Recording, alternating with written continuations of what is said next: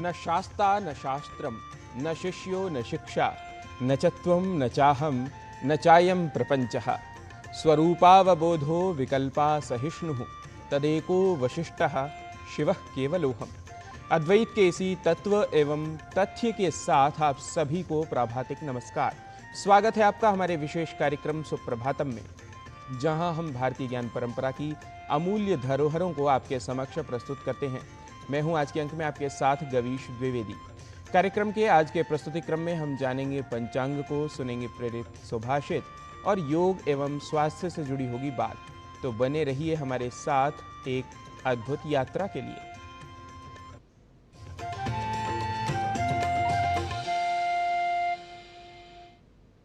सुप्रभातम के सबसे पहले प्रभाग में आज के पंचांग में आइए जान लेते हैं आज की तिथि, वार एवं नक्षत्र को। आज का पंचांग युगाब्द 5127, विक्रम संवत 2082, शक संवत 1947, दक्षिणायन, आषाढ़ मास, शुक्ल पक्ष, अष्टमी तिथि, बृहस्पतिवार, हस्त नक्षत्र। आज का दिन सभी के लिए मंगलमय हो। भाषासु मुख्या मधुरा दिव्या गीर्वाण भारती तत्रापि काव्यम मधुरम तस्मादपि सुभाषितम। कहा गया है सभी भाषाओं में सबसे मुख्य, मधुर और दिव्य देवभाषा संस्कृत है। उससे भी मधुर हैं काव्य, और काव्यों में भी सबसे मधुर होते हैं सुभाषित। तो आइए सुनते हैं आज का सुभाषित और जान लेते हैं इसके भावार्थ को हिंदी एवं अंग्रेजी भाषाओं में। थिः प्रभावस्तेजश्च सत्त्वमुत्थानमेव च व्यवसायश्च यस्यास्ते तस्य वृत्तिभयं कुतः। बुद्धि, शौर्य, संतुलन, शक्ति, उत्साह तथा कार्य तत्परता जैसे गुणों से युक्त मनुष्य को भला धनोपार्जन अथवा आजीविका के अभाव का कैसा भय। अर्थात ऐसा मनुष्य बुद्धि आदि गुणों से सदैव ही धनोपार्जन में पूर्णतः सक्षम होता है।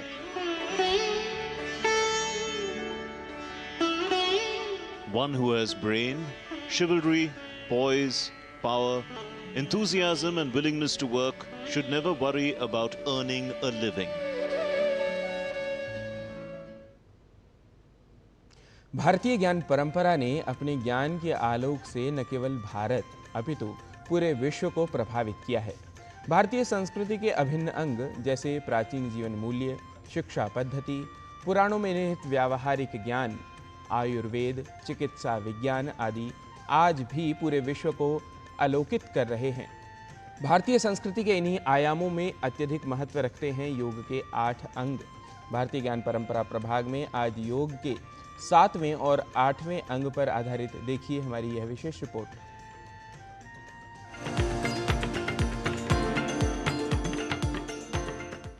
भारतीय ज्ञान परंपरा के महत्वपूर्ण ग्रंथों में दर्शन ग्रंथों की गणना होती है। दर्शन परंपरा के इन विशिष्ट ग्रंथों में से एक और अत्यधिक महत्वपूर्ण ग्रंथ है योग दर्शन। योग दर्शन के अनेक सिद्धांत हैं, जिनमें अष्टांग योग का विशेष स्थान है। अष्टांग योग क्रम में आज बात करेंगे योग के 7वें अंग ध्यान की और 8वें अंग समाधि की। योग का 7वां अंग है ध्यान। योग दर्शन में कहा गया है तत्र प्रत्ययैकतानता ध्यानम। जिस स्थान में धारणा की हुई है उसी स्थान में निरंतर चित्त का बने रहना ध्यान है। इस सूत्र में ध्यान का स्वरूप बताते हुए कहा गया है कि जो वस्तु जैसी है उसको वैसी ही जानकर चित्त को एकाग्र करना ध्यान है। योग का 8वां अंग है समाधि। तदेवार्थमात्र निर्भासम स्वरूप शून्यमिव समाधि। समाधि का अर्थ है ध्येय वस्तु अर्थात ईश्वर में चित्त की एकाग्रता। ध्यान अवस्था में चित्त की वृत्तियों को पूर्ण रूप से रोक देना समाधि है।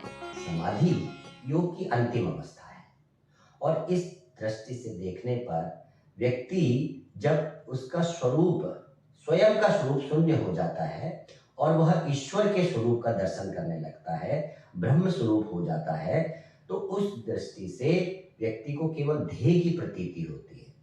समाधि यहाँ तक तो एक बात है कि वह इस ध्यान का, इस योग का अंतिम लक्ष्य है, लेकिन वह आगे जब बढ़ता है, गहरे उसमें जाता है, तो उसके अंदर जो इंद्रियां हैं हमारी, मुख्य रूप से 5 इंद्रियां, जिसमें रस, रूप, गंध और शब्द, इन सब का उनको ह्रास हो जाता है, वो उसको समझ ही नहीं पाता, उसके लिए वह बेकार हो जाती है। ऐसे ही सामाजिक स्तर में मान अपमान, सुख दुख और अनेक प्रकार की जो समस्याएं हैं, जिसके द्वंद्व में फंसा रहता है, वह उसके लिए बहुत ही सरल हो जाती है। अष्टांग योग में वर्णित ध्यान और समाधि की स्थिति प्राप्त करना तभी संभव है जब योग के अन्य 6 अंगों का पालन कर चित्त शुद्ध हो जाए। योग के 8 अंग सकारात्मक मानसिक स्वास्थ्य, जागरूकता, सद्भाव और जीवन में उच्च चेतना लाने के लिए अत्यंत ही प्रभावी साधन हैं। पतंजलि के अष्टांग योग के 8 चरण मनोवैज्ञानिक हैं, जिनका हमारे कल्याण में अत्यधिक योगदान है। लता वशिष्ठ, डीडी न्यूज।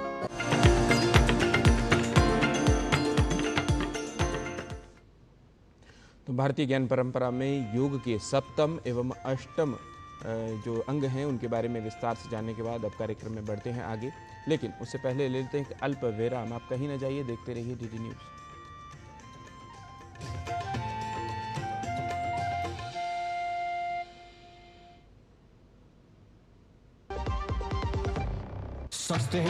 सस्ते वाले दाल मसाले स्वाद हुआ बेकार। MDH की हल्दी मिर्ची धनिया करे कमाल। ये रंग दे, ये खुशबू दे, ये तीखा, ये कम पड़े। क्या निराला MDH मसाला। डॉक्टर दादू, ये प्रीमियम क्या होता है? बेटा प्रीमियम मतलब समझ लो पेट्रोल। जब तक कार में पेट्रोल है तब तक कार चलेगी, पेट्रोल खत्म कार स्टॉप। पर पापा, इस बार पेट्रोल खत्म होने पर भी कार चलती रहेगी। वो कैसे?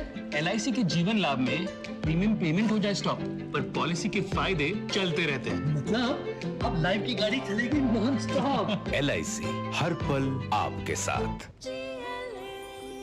जो लक्ष्य चुना था समझ आने लगा है। GLA यूनिवर्सिटी, उच्च लक्ष्य की निश्चित प्राप्ति।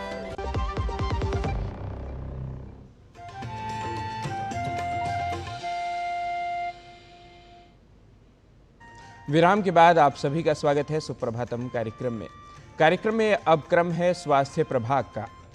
वैसे तो प्रत्येक ऋतु का अपना एक प्रभाव है, अपना एक इम्पैक्ट है, पर कई ऋतुओं में समस्याएं स्वास्थ्य की दृष्टि से बढ़ जाती हैं। अभी बरसात का मौसम है, इस समय में कई स्वास्थ्य समस्याएं परेशान करने लगती हैं। इन बीमारियों में होम्योपैथिक चिकित्सा की शरण लेना आसान व कारगर है। आइए अधिक जानने के लिए देख लेते हैं यह विशेष रिपोर्ट।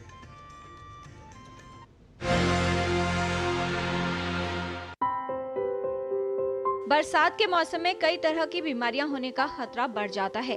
इस मौसम में आर्द्रता और नमी के कारण जीवाणुओं और विषाणुओं के पनपने के लिए अनुकूल स्थिति बन जाती है। जगह जगह जल भराव होने से गंदगी इकट्ठी हो जाती है और जल दूषित होने की संभावना रहती है। इस मौसम में कई तरह की बीमारियां होने की संभावना बनी रहती है। बरसात के मौसम में होने वाली बीमारियों के इलाज के लिए होम्योपैथी अच्छा विकल्प है। बरसात का मौसम में सबसे ज़्यादा कॉमन प्रॉब्लम है स्नीजिंग, छींक आना, खांसी होना, बुखार होना, ये सबसे ज़्यादा। जिन लोग को थोड़ा जोड़ों का दर्द है, जॉइंट्स पेन वगैरह भी हो जाता है, तो दीज आर द मेन। फिर किसी किसी को स्किन प्रॉब्लम भी आ जाता है, पानी का कुछ कंटामिनेटेड पानी से टच हो गया, चाहे बहुत सारे इन्फेक्शन है जिनको स्किन में क्रॉनिक प्रॉब्लम है, उन लोग को बहुत टाइम बरसात में भीगने के बाद सेकेंडरी इन्फेक्शन होकर उसमें स्किन प्रॉब्लम बढ़ जाता है। ह्यूमिडिटी का कारण से एज़मा बढ़ता है। किसी किसी को पेट का तकलीफ भी होने लग जाता है, जैसे पानी पिया वो ठीक नहीं था तो फिर वाटर बोर्न डिजीज़ हो गया, तो उसमें डायरिया हो गया, डिसेंट्री हो गया। फिर किसी किसी को वही हेपेटाइटिस टाइप भी हो जाता है, किसी किसी को बुखार टाइफाइड टाइप हो जाता है because of this water borne disease and contaminated पानी पीने से। होम्योपैथी द्वारा इलाज करना सरल है और इसके कोई साइड इफेक्ट्स भी नहीं होते। चाहे पेट की बीमारी हो, सर्दी, जुकाम, बुखार या फिर कोई अन्य समस्या, होम्योपैथी की दवाएं लेने से व्यक्ति को लक्षणों से जल्द राहत मिल जाती है। होम्योपैथी में बहुत सारे परहेज का ज़रूरत तो नहीं होता है। जिनको जैसे प्रॉब्लम होता है उसका अनुसार दवाई खाने से एक लिमिटेड टाइम में ठीक हो जाता है, लंबा टाइम नहीं लगता है। तो लेकिन दवाई उनको सिंसियरली लेने होगा, दवाई खाने से ज़रूर वो ठीक हो जाएंगे। ये छोड़ के भी हम लोग जिसको बहुत पेशेंट होता है जिसको खूब रिकरिंग अटैक होता है, थोड़ा से भी पानी में भीगा कुछ हो गया, उसमें एलर्जिक डिजीजेस, छींके होना, बुखार होना, स्किन रैश होना, अर्टिकेरिया होना, ये सब तो लोग को हम लोग एक कॉन्स्टिट्यूशनल ट्रीटमेंट बोलता है, वो यूजुअली दिन में एक बार लिया जाता है। वो कुछ दिन प्रोलॉन्ग कंटिन्यू करने से होता है कि ये रिकरिंग अटैक बंद हो जाता है दवाई खाने से।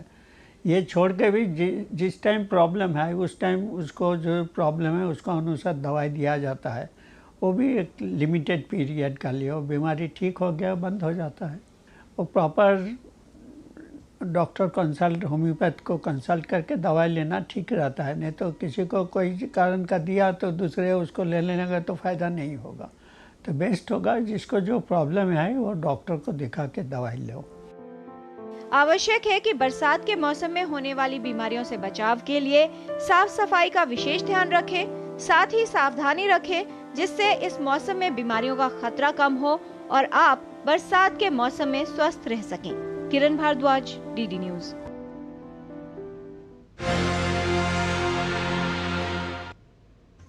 और स्वास्थ्य के क्रम में ही अब बात योग की। योग सभी के लिए लाभकारी है। स्वास्थ्य को उत्तम बनाने के लिए नियमित योगाभ्यास हम सबको करना चाहिए। आइए देखते हैं कुछ क्रियाएं जिनका अभ्यास स्वास्थ्य के लिए परम उपयोगी बताया गया है। आसनों को करने से पहले सहज भाव आसन करने चाहिए। उसी तरह के कुछ आज बैठ कर के आसन में आपको बताने जा रहा हूँ। उसके लिए सबसे पहले पैर सीधा करते हैं। पैर सीधा किया और टोस को इसे बाहर खींच दिया। फिर धीरे से दाहिने पैर को होल्ड कर लेंगे, इस तरह से नज़दीक में रखेंगे। दोनों हाथ आपके इस तरह ज़मीन पर हैं। यहाँ लाने के बाद अब धीरे से दाहिने पैर को ऊपर की तरफ उठा लेंगे। कंधे ढीले हों आराम की स्थिति में। अब इसे धीरे से पकड़कर ऊपर की तरफ उठा लीजिए, जितना उठा सकते हैं और जितना अच्छी तरह से दबा सकते हैं पेट की तरफ दबाइए। दबाकर कुछ क्षण यहाँ रुककर फिर धीरे से पैर को उसी तरह से सीधा कर देंगे। सेम यही चीज़ अब बाएं पैर से पहले पैर को नज़दीक लाइए, फिर धीरे से उसको ऊपर उठाइए। अब धीरे से पैर को पकड़ लीजिए और अच्छी तरह से प्रेस करेंगे। पेट को अंदर की तरफ खींच कर रखेंगे जिससे कि आपकी पीठ सीधी रहे, कंधे ढीले रहें। यहाँ कुछ क्षण इस तरह से रुकेंगे और फिर धीरे से पैर को वापस पूर्व स्थिति में सीधा कर देंगे। धीरे से पैर को सीधा करने के बाद अब आएंगे, धीरे से पैरों में गैप करेंगे। पैरों को इस तरह से गैप कर दीजिए, जितना आसानी से जितना कंफर्टेबली हो उतना गैप कर देना है। गैप करने के बाद अब दोनों हाथों को पीछे इस तरह से पकड़ लेंगे, लॉक कर देंगे। फिंगर लॉक करके इस तरह सर के पीछे रखेंगे। अब धीरे से दाहिनी तरफ झुकेंगे कमर से, जितना आप आराम से जितना जा सके। फिर धीरे से वापस पूर्व स्थिति में आएंगे। अब धीरे से बाईं तरफ झुकेंगे, फिर धीरे से पूर्व स्थिति में आएंगे। एक बार फिर से पहले दाहिनी तरफ, फिर धीरे से वापस, अब बाईं तरफ, धीरे से वापस आ गए। पीठ सीधी रहेगी। अब धीरे से स्लोली ट्विस्ट करेंगे, फिर सेंटर में आएंगे। फिर बाईं तरफ सांस छोड़ते हुए, फिर सांस भरते हुए सेंटर में आ गए। सांस छोड़ते हुए फिर से दाहिनी तरफ, फिर सांस भरते हुए सेंटर में, सांस छोड़ते हुए फिर से बाईं तरफ, फिर सांस भरते हुए सेंटर में। अब इसी तरह से धीरे से सांस भरते हुए पीछे जाएंगे, सांस छोड़ते वापस सेंटर में। फिर से ये सांस भर के पीछे, सांस छोड़ते वापस सेंटर में। सो आइए इस सहज भाव आसन के बारे में कुछ और प्रैक्टिकल टिप जानते हैं योग गुरु डॉक्टर हंसाजी योगेंद्र से। नमस्कार। डेस्क पर जब बैठकर हम काम करते हैं तो हमारी आंखें थोड़ी नीचे की ओर होनी चाहिए, ऊंची नहीं। इसलिए वो स्क्रीन इस तरह रखी जाए कि वो नाक के लेवल पर रहे और आप सीधा देखकर और काम करें। ये एक्टिविटी, ये मूवमेंट बहुत काम की है नेक अवेयरनेस के लिए। दिन में बहुत बार ऊपर की ओर भी देख लिया जाए, थोड़ी नेक को इधर उधर भी घुमा लिया जाए, कभी कभी उठकर जरा बारी के पास जाकर आया जाए। ये सब एक्टिविटी ज़रूरी है। बॉडी के पोस्चर को सीधा रखो। जिस जगह बैठ रहे हो वो पीठ पर भी थोड़ा इस तरह का तकिया हो कि जिससे पीठ सीधी रहे। ये सीधी पीठ फायदा करेगी, नेक को स्ट्रेट नहीं पड़ेगा, शोल्डर सही रहेंगे। और वार्म्स रखा जाए। ऑफिस अगर बहुत एसी स्ट्रॉन्ग है, ठंडा है, तो आप ज़रूरी ध्यान दें कि अगर नेक पे एक मफलर ही रख दो या कुछ से कुछ स्कार्फ रखो जिससे वो भाग वार्म रहे। वार्म्थ में स्टिफनेस नहीं आती और एक्टिविटी बहुत अच्छी तरह चलती है। तो बस यही सब छोटा ध्यान देना है। नमस्कार। योग की कक्षा के बाद अब चलते हैं संस्कृत कक्षा की ओर। संस्कृत पाठशाला में आज एक ऐसे शब्द की चर्चा कर लेते हैं जिसका प्रयोग संस्कृत की शाब्दिक व्युत्पत्ति के अतिरिक्त अर्थ में भी हिंदी आदि भाषाओं में धड़ल्ले से हो रहा है, और कुछ संस्कृत प्रयोक्ता भी उसी अर्थ में उस शब्द का कर लेते हैं प्रयोग। तो वह शब्द कौन सा है और उसके स्थान पर कौन सा शब्द है संस्कृत में समुचित, इसे बता रहे हैं हमारे सहयोगी डॉक्टर नारायण दत्त मिश्र।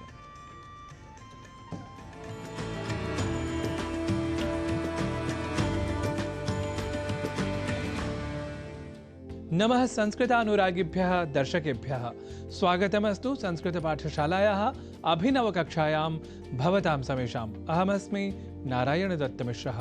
संस्कृत पाठशाला की कक्षा में आज शब्दों के शुद्ध उच्चारण और शुद्ध लेखन की श्रृंखला में चर्चा एक ऐसे शब्द की जिसके मूल को या प्रकृति को हम समझ लें या उसे स्मृत रखें तो हम अन्य भाषाओं में तथा कथित रूप से प्रचलित शब्द का उसी अर्थ में ही संस्कृत भाषा में भी अनुकरण के माध्यम से प्रयोग नहीं करेंगे। उदाहरणतः आपने पहले ही जान लिया है कि सत्ता शब्द का हिंदी आदि भाषाओं में जो आज का प्रयोग है वह संस्कृत सम्मत नहीं है। विशेषतः यहाँ ध्यान देने वाली बात यह है कि ऐसे शब्द तो मूलतः संस्कृत के ही हैं, अतः संस्कृत के मूल अर्थ में ही वैसे शब्द किसी अन्य भाषा में भी प्रयुक्त होने चाहिए। इसे ही अधिक तर्कसंगत और न्यायपरक कहा जाएगा। अस्तु, आज पुनः ऐसे ही शब्द की, बल्कि एक ऐसे शब्द की चर्चा कर लेते हैं जिसका प्रयोग संस्कृतगत शाब्दिक व्युत्पत्ति के अतिरिक्त अर्थ में ही हिंदी आदि भाषाओं में धड़ल्ले से हो रहा है, और वह शब्द है सकारात्मक, जिसकी संस्कृत प्रकृति के कारण संस्कृत प्रयोक्ता भी संशयापन्न हो अन्य भाषाओं में व्यवहृत अर्थ को ही आत्मसात करने की दुष्प्रवृत्ति से बाधित हो जाते हैं। देखिए, संस्कृत व्याकरण में एक प्रत्यय है कार, जिसके लिए वार्तिक है वर्णात् कारः, अर्थात वर्ण बोधनार्थ या सम्यक उच्चारणार्थ कार प्रत्यय का प्रयोग होता है। अर्थात आपको कहना हो अ, तो आप कार प्रत्यय का प्रयोग कर सकते हैं और आप कह सकते हैं अकार या अकारः, ऐसे ही क या ककारः। इसके साथ ही आप एक रोचक तथ्य यह भी जान लें कि संस्कृत वाङ्मय में एक प्रकरण परक नाटक प्रसिद्ध है मृच्छकटिकम, जहां एक पात्र आज के ही कई लोगों की भांति स, श, श इन तीनों वर्णों के उच्चारण को केवल और केवल श इसी रूप में उच्चारण किया करता था, अतः उसका नाम भी हमें वहां शकार के रूप में ही प्राप्त होता है। तो इसी वर्णात् कारः को ध्यान में रखते हुए जब हम स कहें तो सकार भी कह सकते हैं। और फिर सकार है आत्मा जिसकी, इस अर्थ में सकारात्मक या सकारात्मकः जैसे शब्द का प्रयोग हम संस्कृत में कर सकते हैं। अब बात कर लेते हैं कि आखिर हिंदी आदि भाषाओं में व्यवहृत सकारात्मक इस शब्द का समानांतर संस्कृत शब्द क्या है। देखिए, इसके लिए तो धनात्मकः, सम्यक, साधु, सुष्ठु जैसे शब्दों का प्रयोग हम कर सकते हैं। इसे वाक्य प्रयोग के माध्यम से भी समझ लेते हैं। जैसे हिंदी में वाक्य हो, वैश्विक संदर्भों में भारत सदैव सकारात्मक व्यवहार करता है, तब हम इसे संस्कृत में सकारात्मक शब्द का प्रयोग न करते हुए तथाकथित अच्छे या धनात्मक अर्थ को आत्मसात कर कहेंगे, वैश्विक संदर्भेषु भारतम सदैव सम्यक व्यवहारम करोति। ऐसे ही हिंदी में कहें कि इस समय वैश्विक वित्तीय स्थिति सकारात्मक है, तो संस्कृत में इसे कहेंगे एतस्मिन् समये वैश्विकी वित्तीय स्थितिः धनात्मिकी अस्ति। और कहा जाए कि संस्कृत और संस्कृति के प्रति रहें सभी सकारात्मक, तो इसे संस्कृत में कहेंगे संस्कृतम संस्कृतिम च प्रति भवन्तु सर्वे धनात्मकाः। तो आप भी रहें सम्यक समीचीन स्थित्यां धनात्मक स्थित्यां वा इति शुभम कामयमानः। नौमि सर्वान् संस्कृत प्रियान्।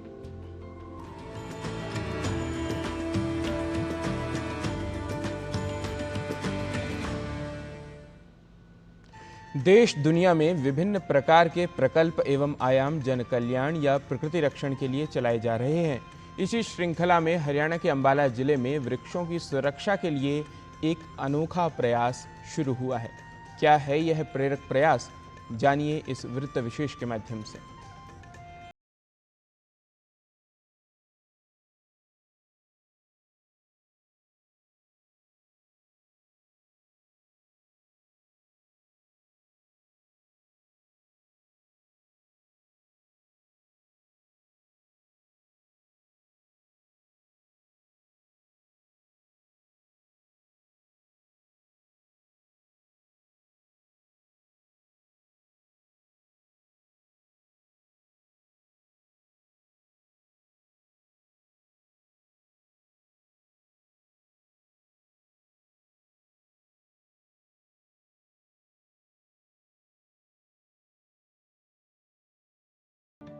हम लोगों ने गोबर से लकड़ बनाने का कार्य शुरू किया है। तो यहाँ पर जो है समय समय पर जो काम किया जाता है जिसके अंदर लकड़ का इस्तेमाल होता है, तो पर मैं सभी से यह है कि लकड़ अगर वो पेड़ों की यूज़ करते हैं तो उससे पोल्यूशन पर असर होता है, पर वो पोल्यूशन फैलाती भी है। दूसरा, एक पेड़ कटता है उसके लिए। गोबर से बनी हुई लकड़ का इस्तेमाल करते हैं तो उससे आप इन्वायरमेंट में भी फ़ायदा देते हैं, दूसरा गोबर को भी ख़त्म करने में हमारा सहयोग होता है। तो इससे मैं आप सभी से निवेदन करूँगी कि अधिक से अधिक इसका इस्तेमाल करें। बदलते पर्यावरणीय परिस्थितियों और वनों की कटाई से उपज रहे खतरों के बीच गोबर से बनी लकड़ी यानी गोकाष्ठ एक नई उम्मीद बनकर उभरी है। गोबर से लकड़ी बनाने की ये अनोखी पहल न केवल पारंपरिक लकड़ी का एक उत्कृष्ट विकल्प है, बल्कि इससे पर्यावरण संरक्षण, धार्मिक परंपराओं का पालन और किसानों को आर्थिक लाभ भी हो रहा है। इसके बेहतरीन रिजल्ट सामने आ रहे हैं सर। देखिए, इसके फ्यूम से एक तो आपको जो है किसी प्रकार की अगर कोई एलर्जी एस्थमा वगैरह है वो आपको इसमें फील नहीं होगा। एंड दूसरा, लकड़ का प्रयोग थोड़ा सा कम हुआ है। जैसे कि ढाबों में आप जानते हैं कि ज़्यादा से ज़्यादा तंदूर तपाने के लिए लकड़ ही काम आती है या कोयला चलता है, उससे काफ़ी ज़्यादा कार्बन डाइऑक्साइड जो है प्रोड्यूस होती है। लेकिन जो लोग हमारा ये लगा रहे हैं वो बार बार हमसे रिपीट ऑर्डर्स लेकर जाते हैं। ये जी हम लेके आते हैं जी खाद, फिर इसमें डालते हैं मशीन में जी, फिर बनाते हैं 4-5 दिन सुखाते हैं जी। कई बंदे आते हैं वीडियो बना के लेके जाते हैं। इस 4-5 दिन में तैयार कर लेते हैं। सूख जाती है लकड़, मशीन से तैयारी करने के बाद उसके बाद सुखाते हैं। गोबर से लकड़ी बनाने की प्रक्रिया में सूखे गोबर को मशीनों के माध्यम से कंप्रेस कर लकड़ी के आकार में ढाला जाता है। इसके बाद इन्हें धूप में सुखाया जाता है, जिससे उनकी नमी समाप्त हो जाती है और ये जलाने के लिए तैयार हो जाती हैं। गोकाष्ठ का उपयोग विशेष रूप से अंतिम संस्कार, यज्ञ और हवन के दौरान बढ़ रहा है। पारंपरिक लकड़ी की तुलना में ये सस्ता भी है और प्रदूषण रहित विकल्प भी प्रदान करता है। इस तकनीक ने पशुपालकों के लिए एक नया आय का स्रोत खोल दिया है। जहां पहले गोबर का उपयोग मुख्य रूप से खाद में होता था, अब इसके व्यावसायिक उपयोग से किसानों की आय में भी वृद्धि हो रही है। हरियाणा के अंबाला से मनोज सभरवाल की रिपोर्ट, डीडी न्यूज।